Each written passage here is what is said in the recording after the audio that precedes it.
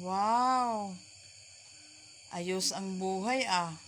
Hindi nag-study, nag-cellphone lang. Bet, tingnan natin ang katalinuhan nito. Kasi nag-cellphone lang. Apo tingek. Tingin ka man sa akin. Mayroon akong itatanong sa'yo. Englishin mo ha. Oh, tingnan ko lang kung masasagot mo. Kapag hindi, lagot ka sa akin. Anong English ng langaw? Fly.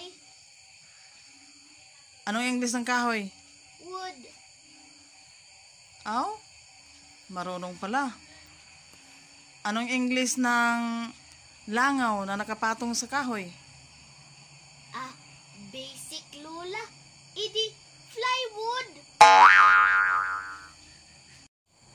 Aw? Ang galing ng apo ko ah. Talino pala. What? Ayos. No, no, no.